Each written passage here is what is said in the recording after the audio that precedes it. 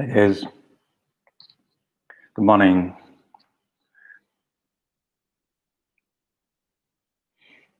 How are you guys? Time to get started. It's 5 o'clock. Um, Yesterday we had evening. We got some very disturbing news that like 20 Indian soldiers died in this clash with China. It was pretty um, obviously in the border things keep happening, mm, but this was still very shocking. I don't know what to say. I was trying to avoid thinking about it, but it's really shocking. And I think the situation is very dangerous, especially with China more than Pakistan, because compared to India, China has a stronger army, stronger military, stronger economy. Everything is they're quite strong, and China is also a country which exerts its they try to use their force and authority in sort of not very right ways, and 20 people died. Very shocking. So, anyways, so with that sad news, I think we still have to go on, and hopefully, India will. Let's hope that the country for next. This is not the battle. The sort of these problems don't have an instant solution. The solution is that for the next 10, 20 years, India should grow, become stronger, and we have to stop fighting among ourselves. There's so much of conflict that we create ourselves between people of this different religions, different castes, different this, different that, and ultimately all of that makes the country weaker and exposes us to all these dangers to which we have no way to respond. I don't know, but I hope that this will be sort of this will be a reminder to everyone uh, to be united, to stop creating divisions within the country, and I think, and also to fuel the economic growth. If India doesn't do well over next 20, 30 years, economically, we cannot do well militarily, and these kind of things will happen. If instead of India, if let's say, if had this been, say, America, if China had a border with America, they would never have done these things. So people do these things because they, you know, they think they can get away. So, anyways, let's now talk about our morning routine. So it's 5:03 a.m. So we'll get started. Normally, we don't discuss politics or anything, those kind of things uh,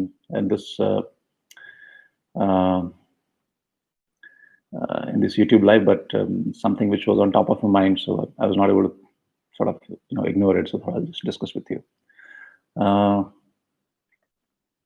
And the way to whether it's a country or a society or a family or any group of people, ultimately our future is built. I mean, each of us, what we do in our lives, that is what makes the country and society move forward.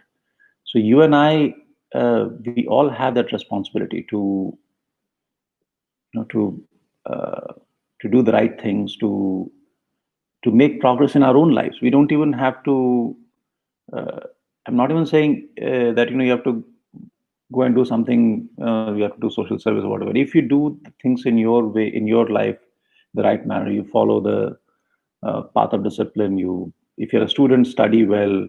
If you're a businessman, run good businesses. If you are in whatever field or area we are, if we excel, if we do really well, all that it'll add to the overall um, add to the society and overall prosperity, and it'll make everybody better off. And I think the path of discipline is something which uh, path of discipline is something which we have to take. Um uh, Harsh says that China took more than 3 decades to create what it is, and what you're thinking is not practical. Well, that is true. China took 3 decades, but so in 3 decades or 2 decades, India also uh, can do well. And It's not really, it's not practical. If you look at before 1980, look at 1975, 1979, India and China GDP was exactly the same. Of no, well, not GDP, sorry, per capita. If you look at per capita GDP, which is almost equal, the population was not that different. So India and China were in 70s, they were literally neck to neck. It's only 30 years they have caught up. So you're right. But there's nothing to say that, India cannot, or any other country, any country cannot do well. So anyway, so coming back to our routine. So we'll now I'll talk about the morning routine. So let's so we'll do our meditation and workout after this meditation. Meditation is the act of being mindful. So we are training our mind to be present in the moment. And the way you do that is you sit comfortably on a chair or wherever, and take back support if you require. Make yourself comfortable, be alert, and then just take a few deep breaths. So breathe in through the nose and breathe out through the mouth. Do that a couple of times. And after that, we let the breathing become normal and we focus on the breath. So as we breathe in, observe the sensations. So they'll have sensations in the nostril, have sensations in the lungs. The stomach will rise, and then when you breathe out again, there'll be physical sensations. Stomach will fall, and then you'll have some sensation here. Right? So you just observe that and count your breath. So why do we count? We count so that our mind has got something to anchor itself, and that is something we do that for about 15-20 minutes. And as you try to observe your breath, your mind will get distracted. Different thoughts will come. When the thoughts come, you sort of realize, acknowledge the thought, and let the thought go, and bring your attention back to the breath again. And you keep repeating this process over and over again. Do it for 15-20 minutes, and before or after that, you can do a physical workout for at least half an hour. If you can do up to an hour, that's phenomenal. And every day, aim to start your day like this. Now, you may find it hard to do it 7 days a week, so maybe you can take a day off on Saturday or Sunday or 2 days. That's fine. Right?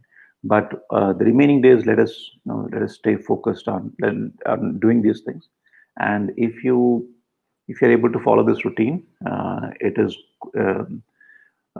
it's going to have many benefits. In fact, yesterday we were having, some of you were here from the reboot program. We were having a discussion, and one participant, I think I'm forgetting, I think it was Pooja. She's probably here in this chat. I'm not sure. Yeah, she is here. I think it was Pooja or somebody who said that the benefit of physical workout is not just physical fitness, but it's almost like it makes your mindset better. It brings down stress, and that's absolutely true. So this program is, in some sense, it's also a stress relief program, and we have to make it into a habit. So it's initially harder, but if we keep doing it again and again, gradually it will become second nature, and over time, I would say in a matter of couple of weeks, you'll start feeling that the stress levels have come down, and we are feeling a lot more in control. I have always found that when I think that I'm taking the easy route, right, sleep till late in the morning, just do things which are not very hard. So you feel like, okay, doing it easy, which means my body is now getting more rest. I'll start feeling better. It's actually the opposite. When you do more difficult things, when you push yourself, then also you feel that you feel that you can respond to problems better. You're much more in control. Right? So it's sort of ironic, right? Taking it easy doesn't make it easy, but pushing it harder, um, makes our body and mind also prepared to attack the next challenge with that much force and strength. Right? So that is something I want to remind you. Remember one thing through all of this: obviously listen to your body. There are some limitations. If you are doing it for weeks and months, and if you're feeling tired, not getting enough sleep, then you have to obviously make sure you get enough sleep. So give your body sufficient rest as well.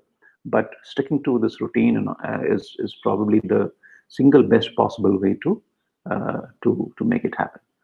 So anyway, thanks for joining, and let's do our part and do these things, and have a wonderful day. And I'll see you tomorrow at 5 p.m. Thank you for joining. Bye bye. Take care.